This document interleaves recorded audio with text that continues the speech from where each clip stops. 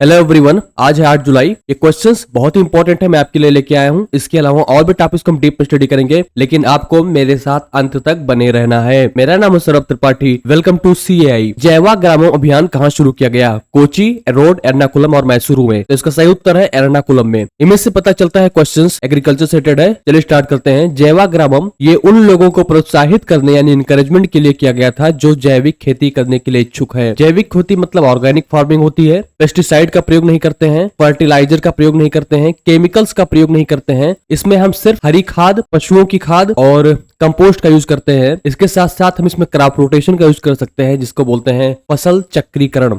इससे क्या होता है कि भूमि की उर्वरा क्षमता बनी रहती है। ओणम फेस्टिवल केरल का सबसे इंपॉर्टेंट फेस्टिवल है और ये सितंबर में मनाया जाता है। इसके कई कारण है, रिलीजियस कारण भी हैं, धार्मिक कारण भी हैं। इसके साथ साथ ये एग्रीकल्चरल एक इसका कारण है, वो है कि ये और इस सीजन में चावल की खेती कंप्लीट हो जाती है और इसकी खुशी में इस फेस्टिवल को मनाया जाता है। इस साल ओणम फेस्टिवल आने से पहले ही लोगों ने जैवा ग्रामो अभियान लॉन्च किया। इससे घरों में 2400 सब्जियों के पौधों का वितरण किया, जैविक उपकरण का वितरण किया, डिस्काउंटेड रेट पे कृषि उपकरण का वितरण किया, ताकि लोग घरों में ही सब्जियां फल फूल सब उगा सके और ओणम के फेस्टिवल के पहले ही तैयारी कर पाए।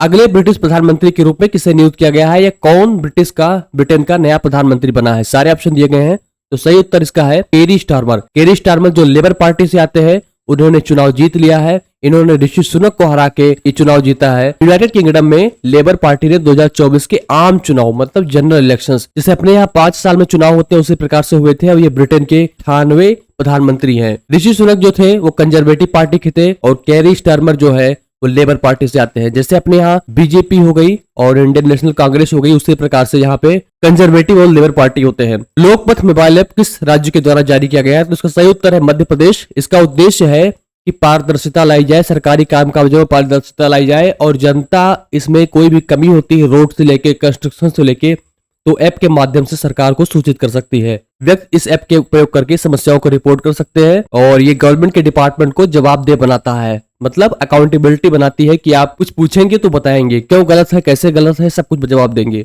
झारखंड उच्च न्यायालय के मुख्य न्यायाधीश के रूप में किसे नियुक्त किया गया है? उसका सही उत्तर है विद्युत रंजन सारंगी। विद्युत रंजन सारंगी झारखंड उच्च न्यायालय के नए न्यायाधीश हैं।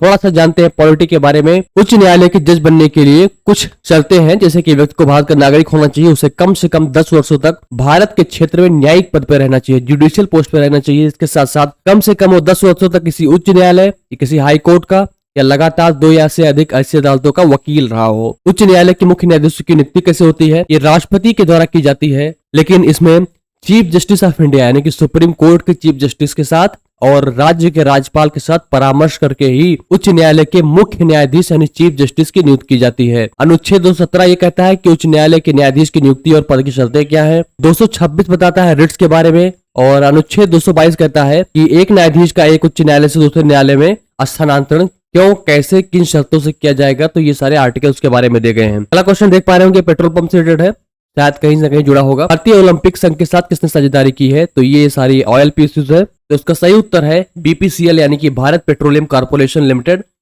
ये एक महारत्ना पब्लिक सेक्टर कंपनी है, पब्लिक सेक्टर अंडरटेकिंग कंपनी है। तो BPCL यानी कि भारत पेट्रोलियम कॉर्पोरेशन एक महारत्ना PSU है और भारतीय ओलंपिक संघ के साथ इसने साझेदारी इसलिए की है कि जो एथलीट दूर दराज या ग्रामीण क्षेत्रों से आते हैं उनको सहयोग किया जाए, उनके अपलिफ्टमेंट के लिए काम किया जाए, उनको सपोर्ट किया जाए। इसके साथ साथ और भी जो एथलीट्स हैं उनको पूर्णतया सहयोग किया जाए, उनकी जरूरतों को पूरा किया जाए। अगला क्वेश्चन पेंटिंग से रिलेटेड है। विश्व की सबसे पुरानी गुफा पेंटिंग कहाँ खोजी गई है? को तो सही उत्तर इसका इंडोनेशिया में खोजी गई है। इंडोनेशिया के सुलावेशी द्वीप पर लियांग कर्मापुआंग गुफा में स्थित है और ये 51,200 साल पुरानी है। म्यूनिख फिल्म फेस्टिवल में लाइफ टाइम अचीवमेंट पुरस्कार किसको दिया गया था? Scarlett Johansson, Emma Stone, Kate Winslet और टेलर स्विफ्ट। तो इसका सही उत्तर है केट विंसलेट को दिया गया था। केट विंसलेट को सबसे ज्यादा उपलब्धि मिली थी टाइटैनिक फिल्म से और उनको यह अवार्ड दिया गया है जो कि लाइफ टाइम अचीवमेंट पुरस्कार है। अफगानिस्तान पर संयुक्त राष्ट्र सम्मेलन कहाँ हुआ है? अबू धाबी, रामसर, एरबिल और दोहा। तो सही उत्तर इसका है दोहा। कतर की जो राजधानी है वो है दोहा और यहाँ पे यूरोपियन यूनियन, संघाई कोऑपरेशन ऑर्गेनाइजेशन, इंडिया से भी मेंबर गए थे और बहुत सारे मेंबर थे। उन्होंने पीस प्रोसेस पे डिस्कशन किया और इस पूरे टाक में पहली बार तालिबान ने हिस्सा लिया है, इसीलिए महत्वपूर्ण है और ये दोहा में हुई है। महिला उद्यमियों को सशक्त बनाने के लिए शहर कार्यक्रम किसके द्वारा शुरू किया गया है?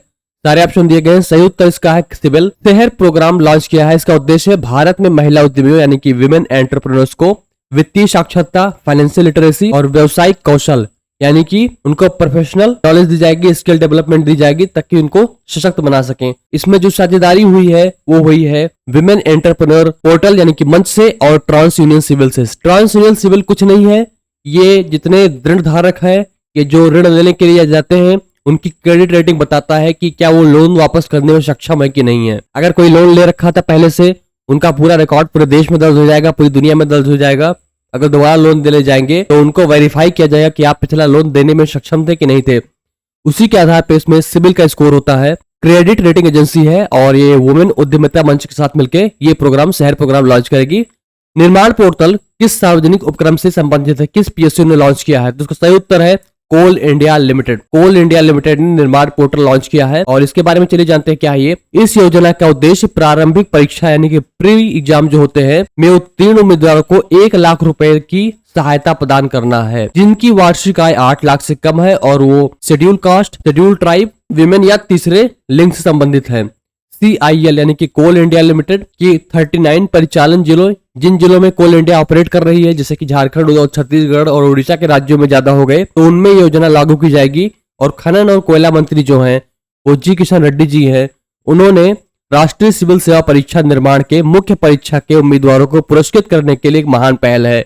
महाराष्ट्र की पहली महिला मुख्य सचिव के रूप में किसे नियुक्त किया गया है? Women chief secretary. Chief secretary उस राज्य का सबसे बड़ा IAS ऑफिसर होता है, सबसे सीनियर मोस्ट ऑफिसर होता है। हर राज्य में एक ही चीफ सेक्रेटरी होता है। उसके बाद अगर कई लोग उस दायरे में आते हैं, उसकी एलिजिबिलिटी में आते हैं, उसके अनुभव में आते हैं, तो उनको ACS बोल देते हैं, उसको बोल देते हैं एडिशनल चीफ सेक्रेटरी। अगर पुलिस डिपार्टमेंट की बात करें तो सबसे सीनियर मोस्ट जो पद होता है वो होता है DGP, director general of police होता है।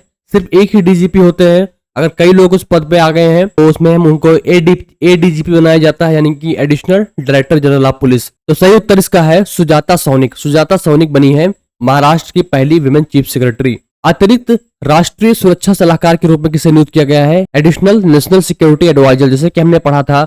अभी NSA क्या है, उस समय अजीत डोवल जी हैं। एडिशनल की बात करें मतलब जो नेशनल सिक्योरिटी एडवाइजर को उनके साथ काम करेंगे, उनके अनुपस्थिति में काम करेंगे, तो वो बने हैं राजेंद्र खन्ना। राजेंद्र खन्ना बने हैं एडिशनल NSA।